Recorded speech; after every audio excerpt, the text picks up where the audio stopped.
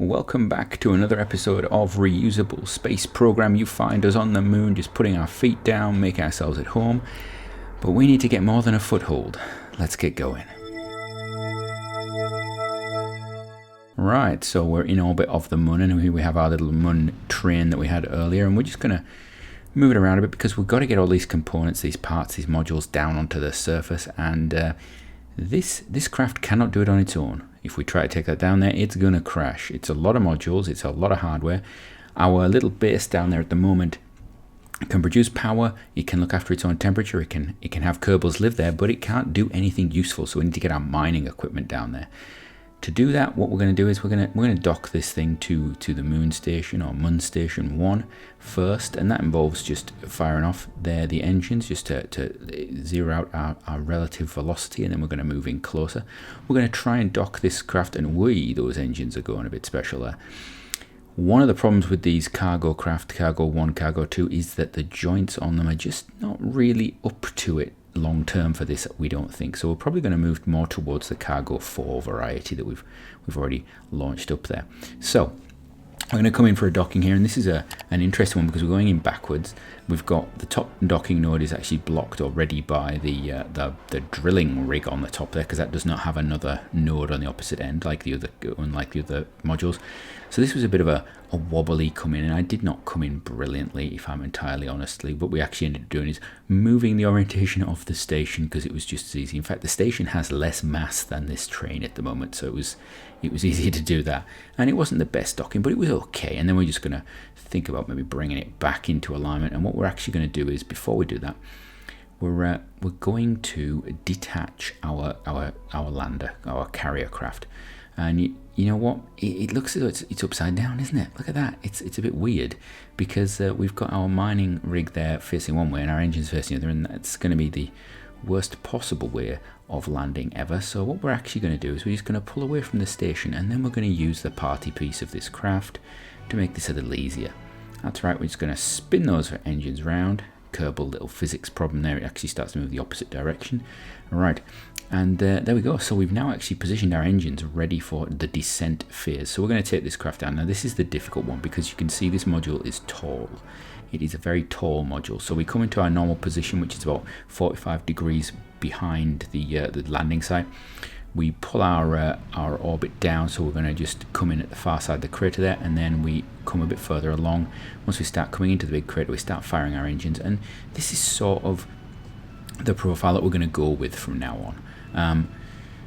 If we're very clever, we'd actually, get a guidance system to help us with this, but we don't need to be massively accurate with these craft at the moment because, they've got wheels, which is really useful.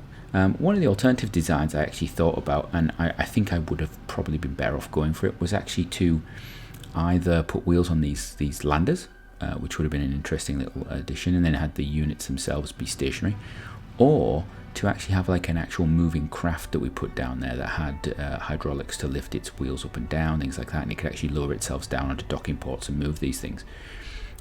That's something we might look at in the future. I don't know. Maybe if we go to somewhere else to build a base, we might do that. And then here we go. We're going to come down.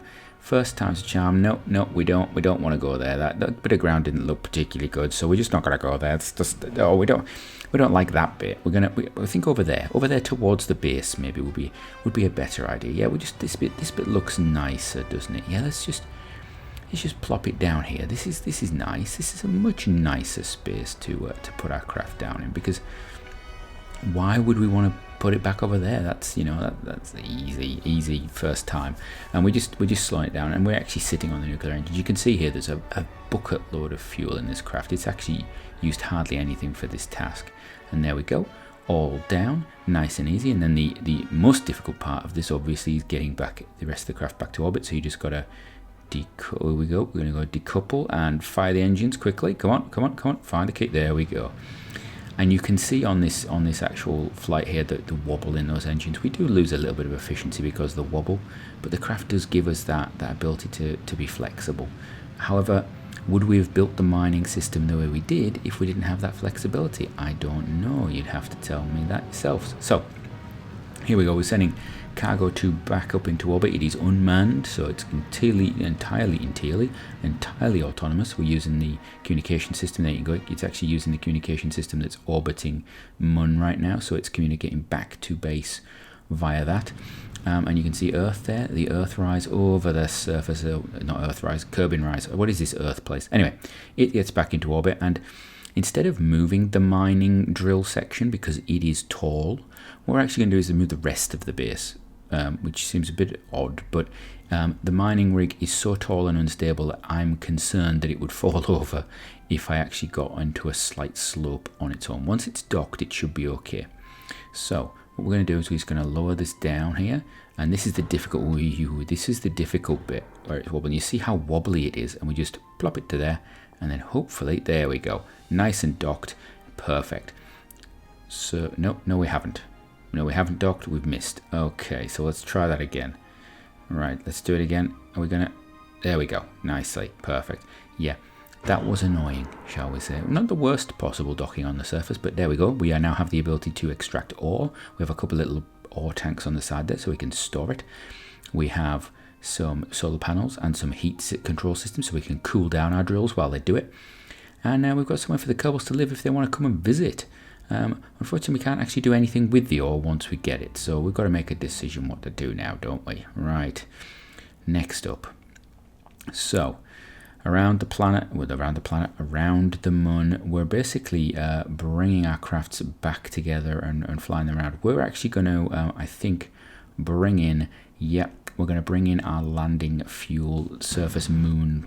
I don't even know what we're going to call it. I think we're going to call it the Mooner Tanker. We'll call it the Mooner Tanker. Let's give it its formal name, Mooner Tanker. Mooner Tanker 1, in case we have two of them.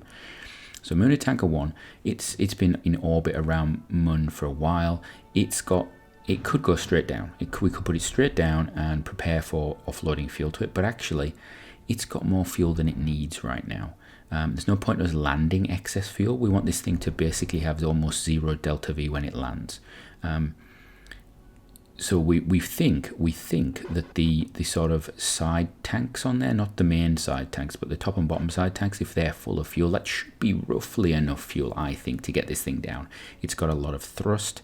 It's got pretty much nothing apart from empty tanks. So I think that should be more than enough fuel, and we'll just run the RCS doesn't need to be much either. So we can actually offload a vast amount of this material into the station, and then that means we can actually fuel up some of the other craft as well. So we just do that, and then we just start offloading all of the fuel, and it takes a while. And because of Kerbal's in this version special little, you must fast forward in between fuel transfers, otherwise it doesn't like doing it properly. There we go. We do a little fast forward there, if you noticed that.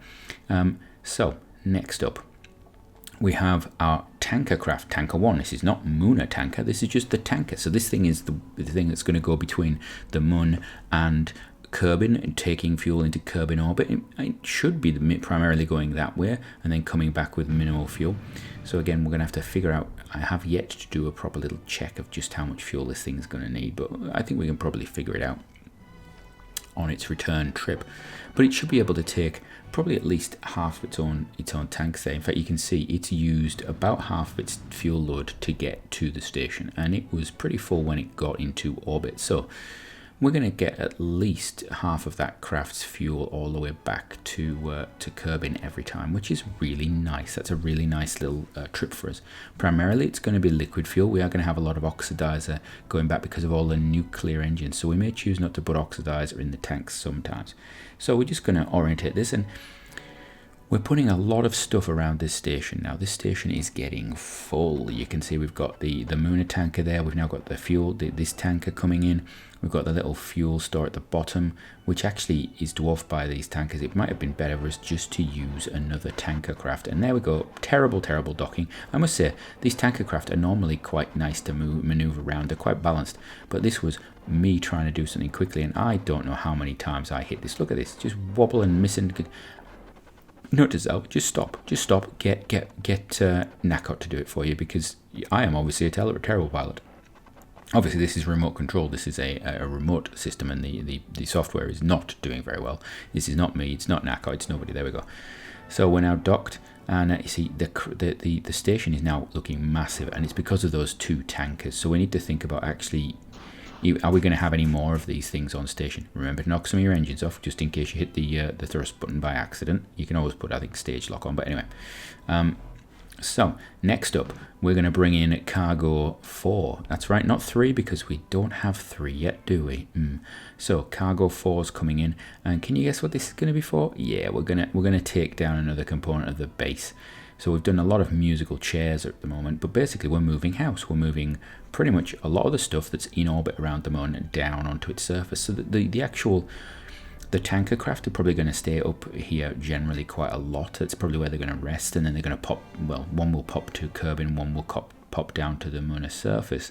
But actually, in general, this that's about as much as we should have up in here, unless we start doing some other work in the Mun's sphere of influence.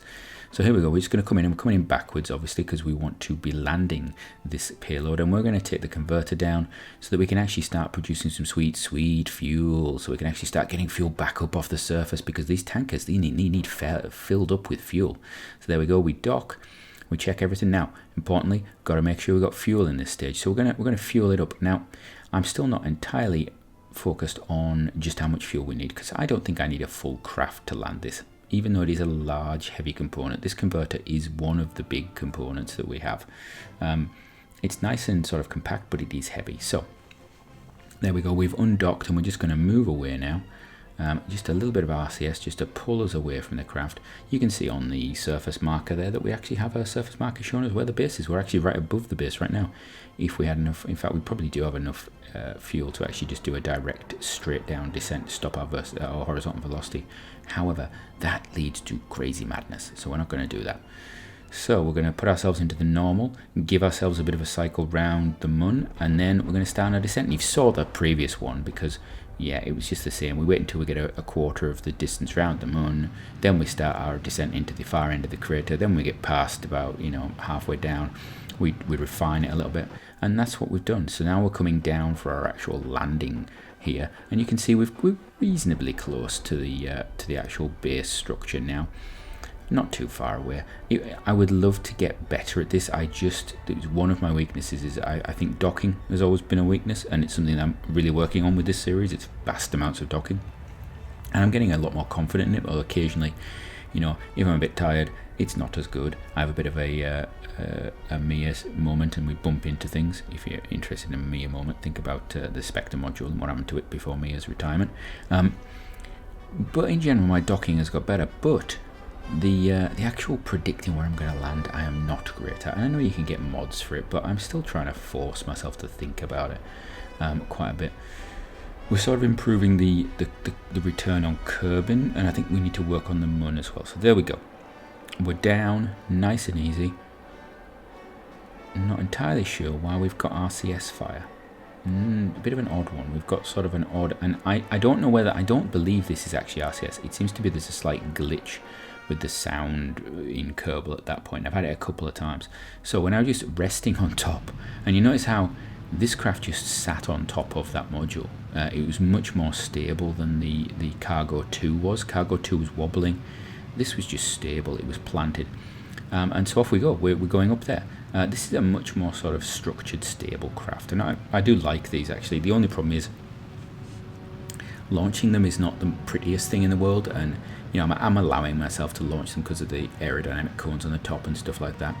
But there are no cargo spaces big enough, and I'm not allowing myself to use fairings easily because, well, I could just put a fairing around something like this, but I have to discard that in orbit, and I don't want to discard a fairing in orbit. So cargo bay limitations are really hampering at the moment. I believe you can put a nuclear engine sideways on into the largest cargo bay that Kerbal or KSP has, but you can't put anything above it or below it, and that makes the design of the craft a little bit odd. And also you can't have them in sort of four-way symmetry, so it would be two engines like this, but they'd have to be lined up. So I may put something like that together in the future. I may not. I have another idea, which you will see in the future, but there's a whole separate idea, plan of design philosophy that's I think going to come through in the next few episodes. We'll start seeing. So we move our little converter around to the station, And it's just a case of, yeah, we didn't even turn the drill off. That's terrible. That's probably the unsafest thing you could possibly do, isn't it? And then it's just a case of docking on the surface. And anybody who has ever docked on the surface before will know that this is, well, you can do it once and it can be perfect, and then you can try and do it again, and look at that, perfect. See, first time, I could not believe my luck with that one, just straight in. Right, so as we start to do some mining and some converting, I guess from us until next week when we're going to really start using this fuel, we're going to land some big craft. Have a great one.